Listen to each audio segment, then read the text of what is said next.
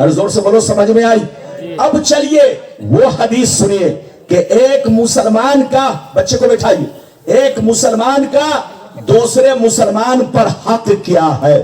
ارے زور سے بولو، ایک مسلمان کا دوسرے مسلمان پر حق کیا ہے؟ تو دو حدیث سناؤں گا، غور سے سنیے، بڑی شاندار حدیث، مشکات شریف جلد اول کتاب الایمان صفحہ نمبر 12 کی حدیث سنو۔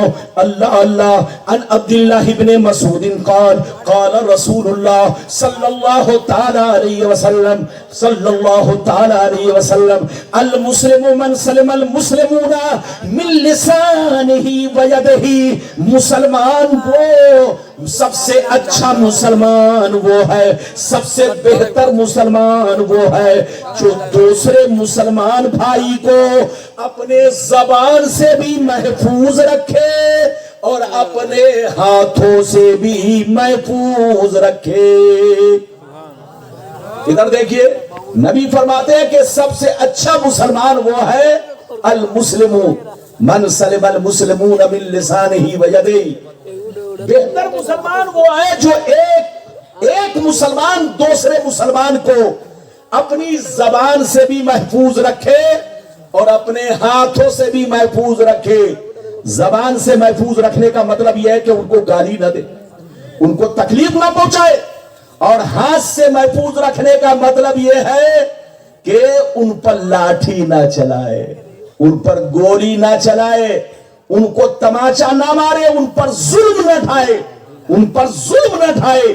مسلمان وہ ہے جو دوسرے مسلمان کو زبان سے بھی محفوظ رکھے اور اپنے ہاتھوں سے بھی محفوظ رکھے۔ یہ تو ایک حدیث۔ دوسری حدیث بخاری کی سنیے، بڑی شاندار۔ بابو بالکل ادب سے بیٹھو، کہاں جا رہے، کہاں جا رہے؟ یہ چھوکرا دیکھیے تقریر میں اٹھ رہا، تھوڑی دیر بیٹھو، ادب سے بیٹھو، تھوڑی دیر بیٹھو۔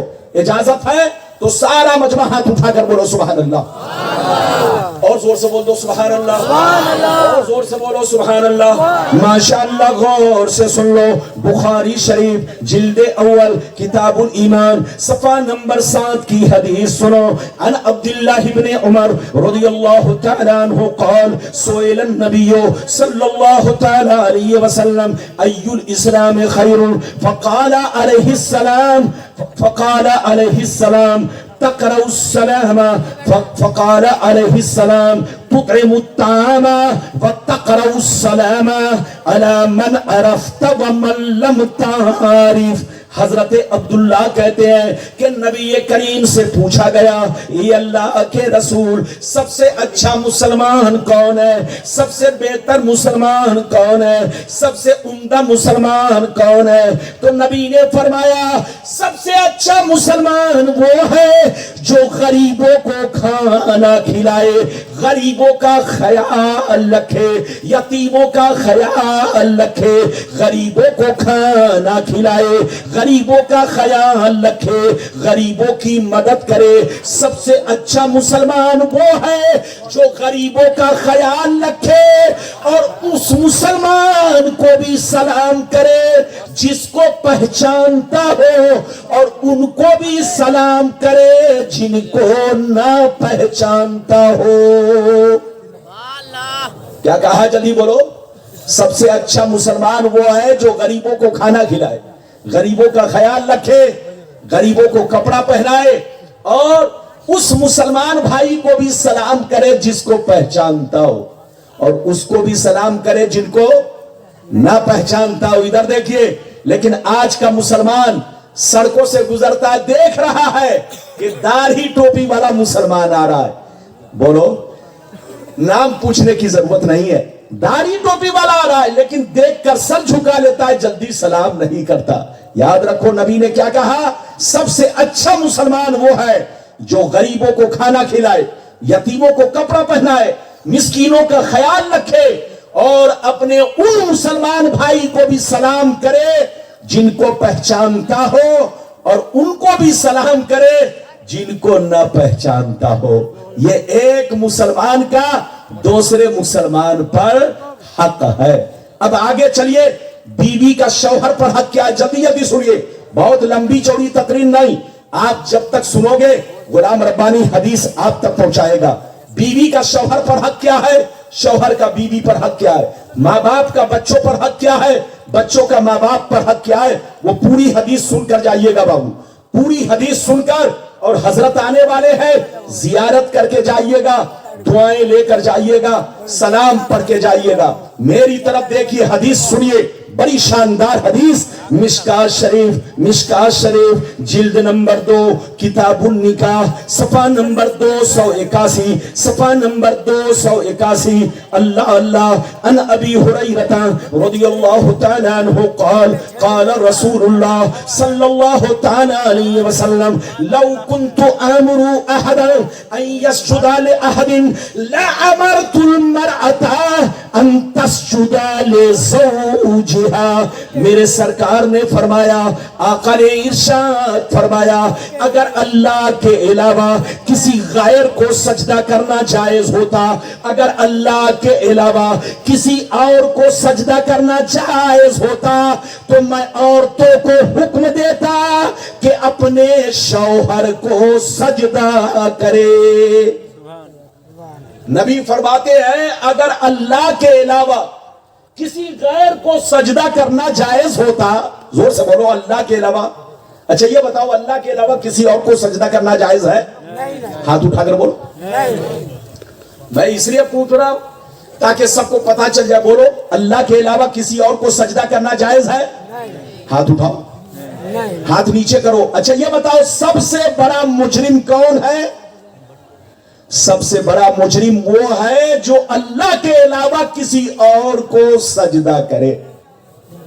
जो अल्लाह के अलावा, अरे बोलो, अल्लाह के अलावा किसी और को, अल्लाह का किसी को शरीक समझे।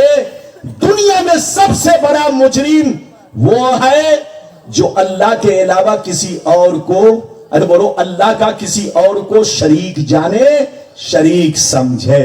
इधर देखिए, मेरे नबी क्या फरमाते, गौर से सुनिए। नबी फरमाते, अल्लाह के अलावा अगर गैर को सजदा करना जायज होता, तो मैं औरतों को हुक्म देता कि शौहर को सजदा करे, मगर अल्लाह के अलावा गैर को सजदा करना जायज नहीं, इसलिए औरतों को सजदा का हुक्म नहीं है। हां, औरत को चाहिए कि अपने शौहर का हुक्म माने, शौहर की बात माने।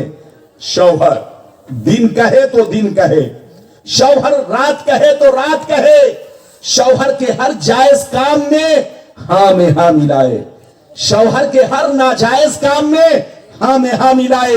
हाँ, अगर शौहर शरीयत के खिलाफ किसी काम का हुक्म दे तो फिर बीवी बात नहीं मानेगी। अगर शौहर अगर शरीयत के खिलाफ किसी काम का हुक्म दे तो औरत पर फर्ज है कि अब शौहर की यहां पर बात ना माने, शौहर की बात वही मानी जाएगी जो शरीयत के मुताबिक हो। जोर से बोलो, जो शरीयत के मुताबिक हो। लेकिन जो शरीयत के खिलाफ हो, इस्लाम के खिलाफ हो, औरत उस बात को नहीं मानेगी। नबी फरमाते हैं, अल्लाह के अलावा गैर को सजदा करना जायज होता तो मैं औरतों को हुक्म देता कि शौहर को सजदा करे, लेकिन अल्लाह के अलावा किसी और को सजदा करना जायज नहीं, इसलिए शौहर को भी सजदा जायज नहीं।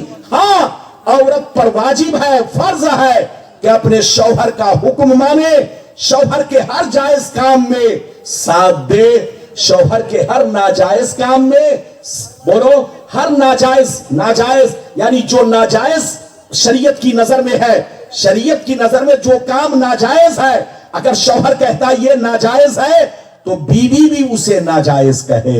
अरे बोलो, बीवी भी, ये है साथ देने का मतलब। अरे बोलो, ये है साथ देने का मतलब कि शरीयत ने जिसको नाजायज कहा है, बीवी भी उसे नाजायज समझे, शौहर भी उसे नाजायज समझे। शौहर जिसे, बोलो, शरीयत ने जिसे जायज कहा है, बोलो, शरीयत ने जिसे जायज कहा है, शौहर उसको जायज समझे और बीवी भी उसको जायज समझे। ये है साथ देने का मतलब। बिल्कुल अदब से बैठे। अभी तो मैंने एक हदीस सुनाई, इजाजत दीजिए तो दूसरी सुनाता हूं। बड़ी शानदार हदीस। जब तक हुजूर तशरीफ लाएंगे, आप जियारत करेंगे, दुआएं लेंगे, फिर आप यहां से जाएंगे। बिल्कुल अदब से बैठे। آپ حدیث شریف سنیں، مشکات شریف جلد ثانی کتاب النکاح باب عشرت النساء صفحہ نمبر 281 عن ام سلمہ رضی اللہ تعالی عنہ قالت قال رسول اللہ صلی اللہ تعالی علیہ وسلم ایما امرات ماتت وزوجها عنها راض فدخلت الجنہ، نبی نے ارشاد فرمایا کہ جس عورت کا انتقال اس حال میں ہوا، جس عورت کا انتقال اس حال میں ہوا کہ اس کا شوہر اس سے راضی تھا، اس کا شوہر اس سے خوش تھا، اس کا شوہر اس کو پیار کرتا تھا، شوہر اس کو چاہتا تھا، شوہر اس کا راضی تھا، تو یاد رکھو وہ عورت جنتی ہے۔ نبی فرماتے ہیں کہ جس عورت کا انتقال اس حال میں ہوا کہ شوہر اس کا خوش تھا، شوہر اس کا راضی تھا، شوہر اس کا پیار کرتا تھا، تو سمجھ لو وہ عورت جنتی ہے۔ ایک مسئلہ یہاں پر سن لو، اجازت ہے؟ ارے بولو ایک مسئلہ سنو گے؟ ارے زور سے بولو مسئلہ سنو گے؟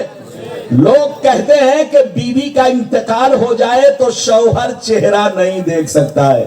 ارے بولو، لوگ کہتے ہیں کہ بیوی کا انتقال ہو جائے تو شوہر چہرہ نہیں دیکھ سکتا، یہ غلط بات ہے۔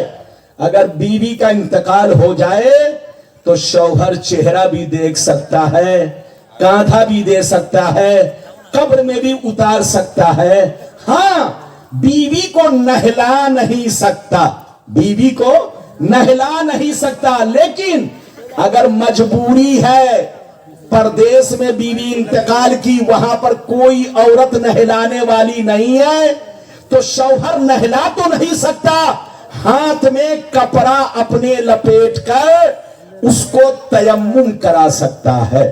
ارے بولو، اپنے ہاتھ میں کپڑا لپیٹ کر بیوی کو تیمم کرا سکتا ہے، مگر نہلا نہیں سکتا۔ باقی بیوی انتقال کر جائے تو شوہر چہرہ بھی دیکھ سکتا ہے، کاندھا بھی دے سکتا ہے، قبر میں بھی اتار سکتا ہے۔ یہ بات چلی تو میں نے کہہ دیا ہے، بالکل۔ نعرہ لگا دیجئے مولانا اسماؤ، ختم کر دوں؟ ارے بولو اور بولوں کہ ختم کر دوں؟ لیکن آپ لوگ لگتا ہے کہ روزہ رکھ کے بیٹھے ہیں۔ ارے بتائیے، روزہ رکھ کے آپ لوگ بیٹھے ہیں؟ ایسے نہیں، ادھر دیکھیے، غلام ربانی قصہ کہانی بول رہا ہے کہ حدیث بول رہا ہے؟ حدیث بول رہا ہے، لیکن تھوڑا سا سیٹنگ کا معاملہ ہے، آواز آپ کے سامنے تھوڑا میٹھی